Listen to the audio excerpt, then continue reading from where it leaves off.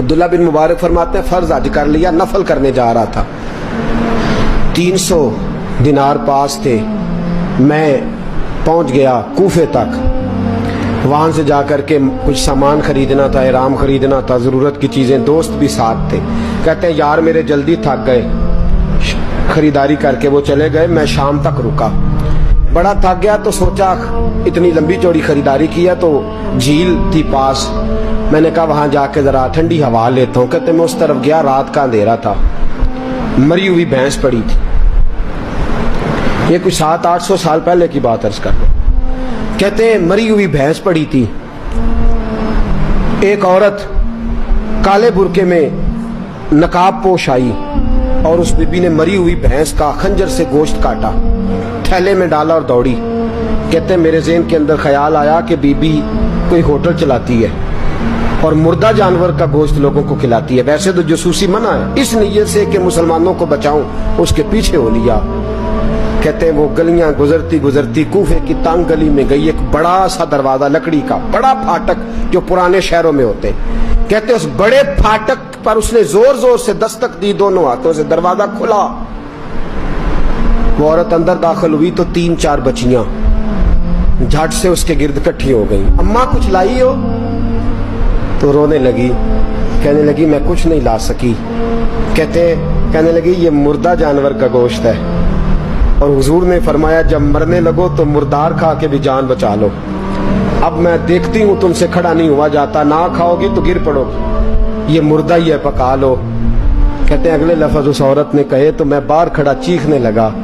وہ کہنے لگی ہم سید زادیاں ہیں, صدقہ زکات کھا نہیں سکتی, اور سب روگاں دا روگ محمد, جس دا نام غریبی, کنڈ ولا کے لنگ جاندے سب دوست یار قریبی, سید ہے, صدقہ زکات یہ مردار کھا کے گزارا کرو. کہتے ہیں پھر اس عورت نے 4 بیٹیوں کو سینے سے لگایا, کہنے لگی تمہارا باپ زندہ ہوتا تو یہ دن نہ, سید بھی اور یتیم بھی اور مسکین بھی. پھر وہ روئیں. حضرت عبداللہ بن مبارک کہتے ہیں زور زور سے دروازے پہ دستک دی, بی بی باہر آئی, کون ہے؟ تو میں نے کہا میں عبداللہ بن مبارک ہوں, محدث ہوں, زمانہ مجھے جانتا ہے, میرے شاگردوں کی لسٹ بڑی لمبی ہے. کہنے لگی اچھا تو؟ کہنے لگا یہ 300 دینار ہے, تو مہربانی کرے تو رکھ لے, چلے اپنا کام کریں ہم جانے ہمارا. کہتے میں نے زمین پہ گھٹنے ٹیک کے نا تو سیدزادی کے آگے ہاتھ باندھ دیے. میں نے کہا میں نوکر ہوں, تم اولاد ہو, میں خادم ہوں, تم نسل ہو, مہربانی کرو, مہربانی میرے اوپر مہربانی, پیسے رکھ لو. کہتے میں نے وہ پیسے دیے, میں واپس لوٹا. یار کہنے لگے چل, میں نے کہا نہیں میں نے نہیں آج کرنا.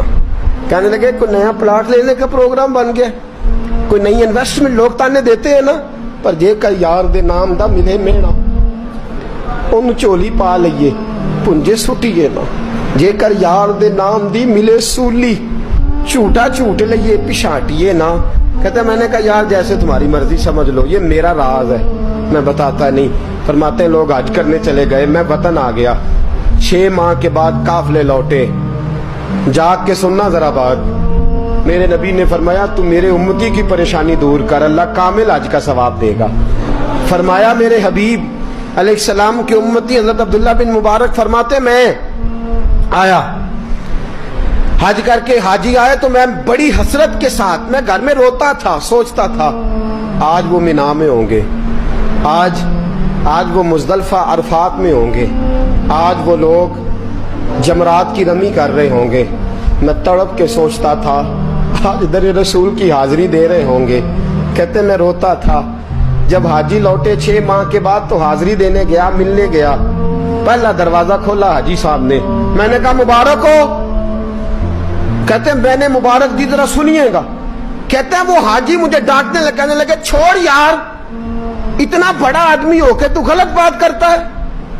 میں نے کہا کیا ہوا؟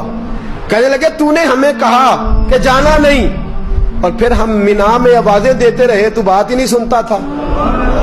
ہم آوازیں دیتے رہے, ان اللہ علی کل شیء قدیر, آوازیں دیتے تھے, سنتا نہیں تھا. کہتے میں حیران ہوں, میں یار میں تو کیا نہیں. کہنے لگے ہم 11 حاجی جھوٹ بولتے ہیں تو اکیلا سچ بولتا ہے, سب نے دیکھا ہے. کہتے میں پلٹ آیا, चौथे दिन फिर एक हाजी को मिलने गया, मुबारक दी।